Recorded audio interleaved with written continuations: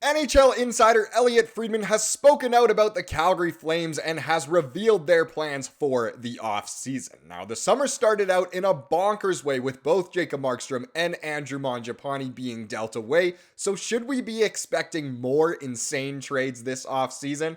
Well, we're going to dive into it all, but first I want to welcome you to Flames Digest. I am Mark Griffith. If you're new around here and you love the Flames, make sure you subscribe so you can stay up to date on all the latest news, updates, reports, and rumors revolving around your Calgary Flames. We would love to welcome you to the Flames Digest family. And speaking of the Flames Digest family, I know that all of you guys have heard about how awesome it is to support this team, but have you heard that the flavored air category is quickly becoming the leading alternative to vaping and smoking? It's a whole new movement toward better habits, like the good habit of being a Flames fan, led by the sponsor of today's video, Fume.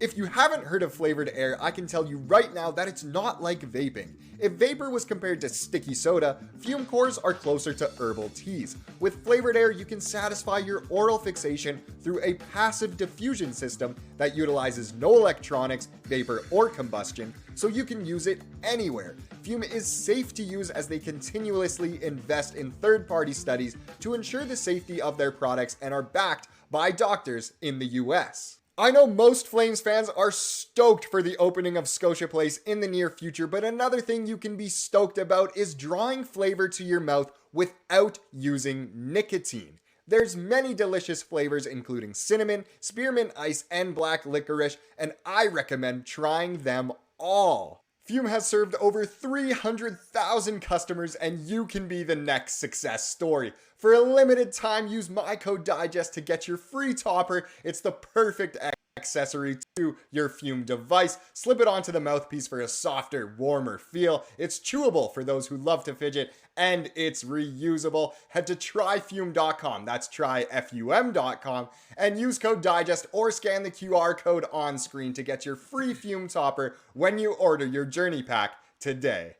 No, seriously, you guys need to try Fume. But let's get into the bread and butter of this video and talk about how Friedman has revealed some plans revolving around the Calgary Flames. And yes, there was kind of an emergency episode, I think it was called, for the 32 Thoughts podcast, of course, hosted by Elliotte Frideman on his own now. What's going on with Jeff Merrick? Anyway, that's for a whole other different video, but let's dive straight in and talk about this. So we have a little article here from Pro Hockey Rumors written by Josh Sobolski. So Evening Notes, Flames, Getzlaf, Glass. We're not going to be talking about Getzlaf. We're not going to be talking about Glass. Pardon me, I don't know what just happened there. But let's dive into the Flames part. Calgary Flames players have reportedly been told that the team is unlikely to add any other pieces between now and the beginning of the regular season, as per Elliotte Frideman of the 32 Thoughts podcast. Friedman added that the Flames management wants to get a look at their group and see how they start the season, which makes sense given the turnover that has occurred in Calgary. But before we get further into this article and talk more about maybe the plans of the Flames for this summer, let's get the actual quotes up from Friedman himself. So here are the real quotes. This is all he spoke about the Flames. It's really just two little things here, but one of the things I've heard about the Flames is that they have basically told their guys nothing is coming this summer. That last year was too noisy. This year has been a lot quieter, and they like it. And they like it that way, and they want to see how things are going to play out. Again, that is a quote from Mr. Friedman himself. Let's continue. So, I wouldn't expect Calgary to do anything. I mean, look, anything can happen. You make them an offer they can't refuse, and they have to consider it. But I've heard that Calgary's plan is, we're enjoying our quiet summer, and we'd like to keep it that way. So, very, very interesting there, that it kind of shows that, you know, the Flames have already done quite a bit over the past few months, even the way this offseason started by trading away Markstrom and Mangiapane as well. But now we are back to kind of a point where things can be quiet. So let's continue the rest of the article here. The Flames barely resemble the team that started the 2023-24 season, as most of the veteran players have been dealt to other teams in the past 12 months, including Markstrom and Mangiapane, who were both traded to Eastern Conference teams this summer. Calgary has largely tried to avoid calling their roster construction a rebuild,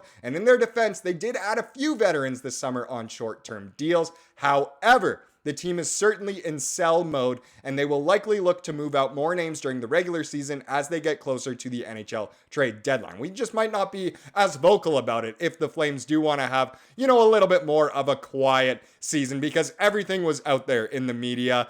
Even the way the whole Jacob Markstrom trade rumor saga went, it wasn't clean, it wasn't pretty, it was kind of dirty and messy for sure. They want to avoid that. That's why it was almost good the way Mangiapane got traded before the media could really dive in and just dissect everything that was going on and just causing turmoil within that dressing room. But either way, we want a more quiet summer. But with that being said, it does say at the end here that the Flames are certainly still in sell mode. And like Friedman said, if they're made an offer that they can't refuse to go all Godfather and everyone, certainly the Flames would go after it. And there's one name right now that is going like crazy in the trade rumor mill, and that is Kuzmenko. Yes, we've spoken about it before on the channel in many videos, talking about the trade rumors revolving around him, but apparently things are going even a step further. So from NHL trade rumors here, we got Flames rumors, will Calgary shop Andrei Kuzmenko? This one comes from James Wilson, and it is very interesting to see. The Flames are in an interesting position. If they start out the season well, who knows? Kuzmenko could get a new contract. If he's really scoring like crazy, would they rather trade him while his value is really high? Keep him for the future as if he'll fit the plans? There's so many different ways that things could pan out. But let's continue here with this. Speculation is mounting about whether the Calgary Flames might consider shopping winger Andrei Kuzmenko, according to Jim Parsons of the Hockey News. After a remarkable NHL debut with the Vancouver Canucks in 2022-23, where Kuzmenko recorded 39 goals and 74 points, his performance took a downturn the following season, leading to his trade to Calgary for Elias Lindholm, where obviously things did get a little bit better. Kuzmenko's contract situation further fuels the uncertainty, entering the final season of a 2-year deal with a $5.5 million AAV. The 28-year-old winger needs to prove he can sustain his offensive output while improving his defensive game to secure a long-term extension. And there needs to be some emphasis on there. We know he can score, and if he's scoring, that's great, but he has to prove that he can be a complete NHL player and really get the job done at both ends of the ice. The Flames have shown more patience with Kuzmenko than the Canucks, but with the team in a retooling phase, his future in Calgary is far from guaranteed, as noted by Parsons. If Kuzmenko continues to struggle defensively or if his scoring diminishes, Parsons thinks the Flames could view him as a valuable trade asset, particularly as the NHL trade deadline approaches. And of course, if he's going to be on an expiring contract, it's the Conroy way to trade that away and get as many future assets back as possible. A strong season could solidify his place in Calgary's plans, but ongoing inconsistencies might prompt the Flames to explore trading him for other assets that align more closely with their long-term vision. And we can't sit here and say that Kuzmenko for sure is out of the Flames' plans for the future, but he is already 28, only a couple seasons in the NHL, and he hasn't quite totally proven himself. He had a great rookie year, as we always say, but the past season wasn't phenomenal. It did pick up once he was in Calgary, but very, very interesting to see whether Conroy and company will want to keep him for, through this retooling, rebuild, renovation phase, whatever the heck you want to call it, into a time where hopefully we can be in a window of contention in the next 5 or so years. Now, that's pretty much it for the Kuzmenko talks.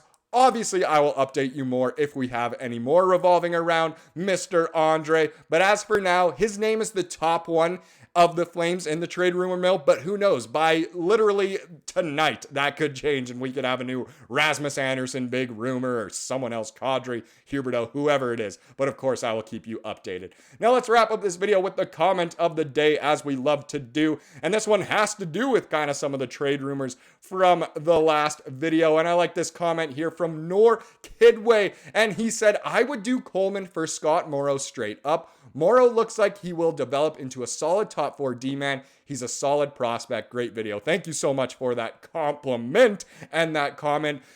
I don't know if everyone will agree with this comment here.